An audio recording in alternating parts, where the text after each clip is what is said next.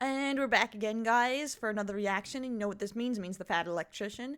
And I'm gonna do the video that everyone's been requesting in the comments, the bat bombs. I'm pretty sure this is the right video for it. But I also saw a chicken video about chicken-powered nuclear bombs or something. Should I watch that one next? It also caught my eye.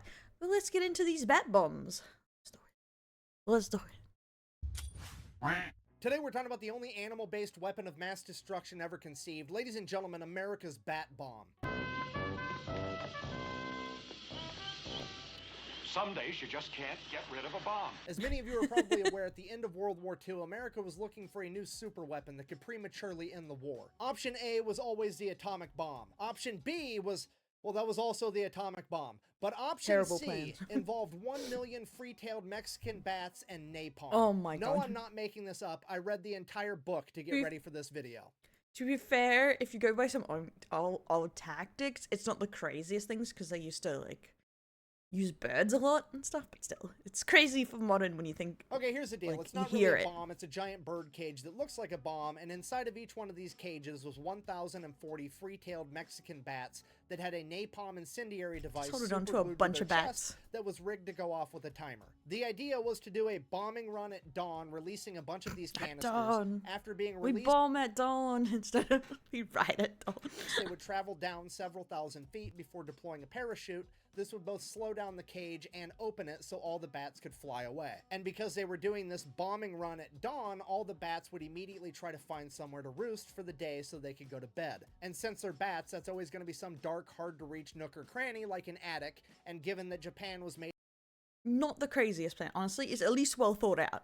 pretty much exclusively out of wood and paper at that point in time, presented an enormous issue in 2 hours when those bats would burst into flames and presumably light an entire city on fire. Bah! Does this hurt the bat? Bah! Yes, this hurts the bat, okay? Just don't tell PETA. I don't need them coming after me with their frail, anemic wrath. I mean, realistically, they're gonna find this video anyways, because one of them's gonna be Googling bath bombs. Google's gonna be like, oh, did you mean bat bombs? And they watch my video. Now it's demonetized, so we're gonna have to have a sponsor. Ladies and no way. Strapping bombs to bats hurt them? I just find that very crazy. That is the first thought process. Not that the plan itself kills tons of people, hurts tons of people, but what about the bats, my brothers? It's like a crazy, brutal war. Everyone's getting hurt. Ladies and gentlemen, this video is brought to you by JX Tactical, makers of my personal favorite holster, their trademarked Fat Guy holster. It allows you to carry a firearm and have a little bit extra room for tactical fluff. Anyways, back to these bat bombs. Now, I think we can all agree that this idea is so fucking stupid that it's genius, so who is the madman that came up with it? Ladies and gentlemen, a dentist and part-time... I don't know, the Mongolians would say it's kind of genius. Like, to be fair, it's like tactics with birds like this haven't exactly gone wrong. It's just like, it's crazy when you think about it in the modern context of all the weapons and everything we have. We're still just strapping things onto birds or bats or something. Inventor from Pennsylvania by the name of Lytle S. Adams. A man whose other inventions included a fried chicken vending machine and a way to pick up mail by plane without having to land the plane. So clearly, things are starting to add up. In January of 1942, he would write a letter to the White House. And let me tell you, it is one of the letters of all time. It opens up pretty strong with, and I quote, "Shall the sun set quickly over the land of the rising sun, with a dawn visit at a convenient time in an appropriate way." He then goes on to, in detail, explain that bats are the lowest form of life in the animal kingdom, and that he is thoroughly convinced that they were placed on Earth by God to help America win World War II. They were meant to have bombs strapped to your chest. Don't you understand? But I like that like, it's not that the tragedy of, like, killing all those Japanese people. It's really, are the bats sentient? With a bat bomb. But is the bat sentient clearly a well-balanced individual. Oh I my mean, we're talking about manifest destiny for fucking bats, for Christ's sake. In the letter, he then goes on to in detail explain why this is such a good idea. Bats are faster than birds. They can carry twice their weight.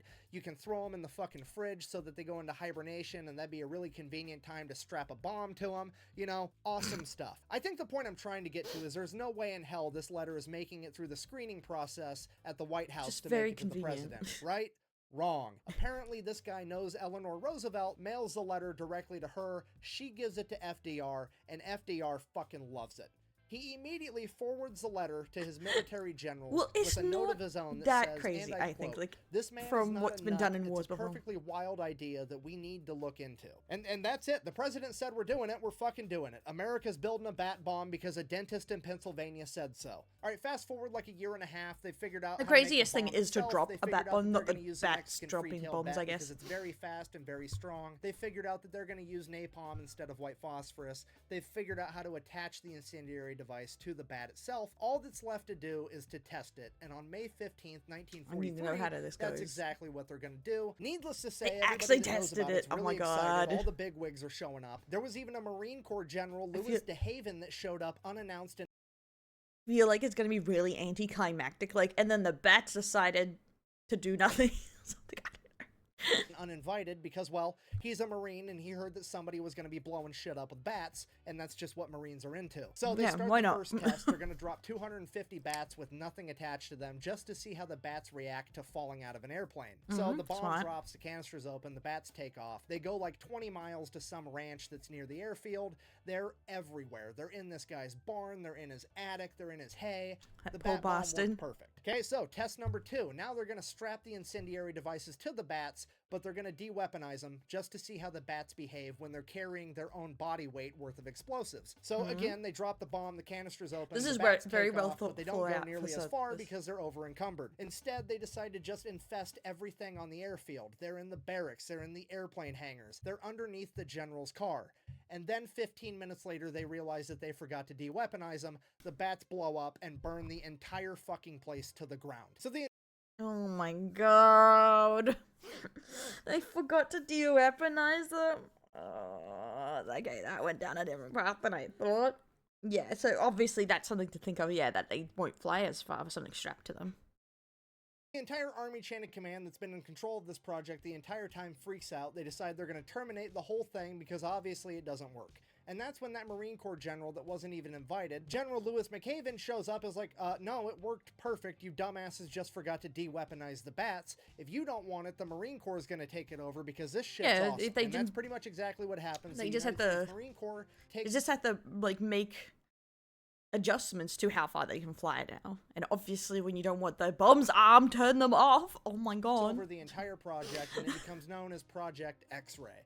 Why'd they call it Project X-Ray? I have no fucking idea, and neither does anybody else. I mean, to be fair, we all Yeah, knew the that Marines were doesn't going to really be in make charge sense. of this at some point. I mean, their entire life motto is it's not stupid if it works, and that's exactly what this project is as a whole. So the Marines went ahead Well, and true, continued it's not that testing. They stupid if ended it up works. testing it in a mock Japanese village at Dugway Proving Ground, and what they discovered was that the average incendiary bombing run would light about 400 fires. The average bat bombing run would light about 4,700 fires, meaning that the bat bombs were 12 times more effective Damn. than a regular needs bombs when you incendiary got bomb. bats? Okay, look, I'm gonna be honest, I don't think most of you are picking up what I'm putting down. Being 12 times more effective than regular incendiary bombs means that the bat bomb is one of the most effective and most deadly weapons of mass destruction ever created. And I know that sounds stupid, but I promise you it's true. If you were to ask most people what the deadliest bombing run of all time was, guaranteed they would probably guess Hiroshima or Nagasaki. It's a great guess. It's the only time the atomic bomb's ever been used, and it was very deadly. But it was not the deadliest. The deadliest bombing run was done on March 9th, 1945, when America firebombed Japan. More people died from that bombing run than Hiroshima and Nagasaki combined. Damn. And that was done with regular incendiary bombs. So you can imagine what would happen if bat bombs were dropped, which are theoretically 12 times more effective. It would have been absolutely catastrophic. I realize that we're getting oddly serious and I apologize, but it absolutely blows my mind that in the biggest military conflict the world has ever seen, in the search for a super weapon, you had a bunch of scientists, the most brilliant minds in the world, that figured out how to split an atom in half, breaking chemical bonds, releasing an immense amount of energy and radiation and destructive force. And then you have the Marines that are like, I need a bomb-shaped colander, 1,000 bats, and some jungle jelly, and somehow the Marines managed to be more deadly. It makes Okay, I feel like that's an interesting thought, really, there, is that, like, if the wheel's not broke, don't fix it kind of thing. Like, we don't need chemicals, we don't need explosives to be kind of deadly, because this concept has existed in a lot of things, setting birds on fire to set homes on fire to force people out of areas, stuff like that. It's not super uncommon, but, like, you can, it may be super deadly, that is for sure, but at least it doesn't leave, like, leftover ramifications like chemical warfare does. Makes no fucking sense. It's making me question everything, because my entire life I thought Batman was kind of a bitch for being scared of bats. Like, just grow a pair, grab a tennis racket, start Babe Ruth and Nothing those more scary motherfuckers than a and move bat on with a your life. bomb. But no, as it turns out, Batman was right. Bats are absolutely terrifying, and it's all because some dentist taught the Marines how to turn them into a WMD, and I have no idea how to end this video. So I guess if you made it this far down this weird history rabbit hole, thanks for pretty watching. interesting, Best way to though. support the channels, go buy some merch at thefatelectrician.com. Quack bang, out. That's what I do really love about, like, warfare, history and stuff. Some things, keeping it simple is fine. Like, some things just always work. No matter how advanced you get in weaponry, some things just always work. And that's interesting. I know I'm supposed to be like, haha, this is so stupid. Yeah, a bit, but it's also hilarious that it works. I love that it works. But I'm not super surprised it works either. But of course there was a fuck up halfway through. But yeah, I enjoyed this video too. I liked it. It was a lot of fun. I like the mixture, like, they had of ideas with modern, with, like, old tactics pretty much here. But yeah, another interesting video from the Fat Electrician. Sorry, it's early morning, I can't speak. But I'll see you guys in the next video. If you want me to watch something else, let me know below, and I'll see you later. Bye-bye.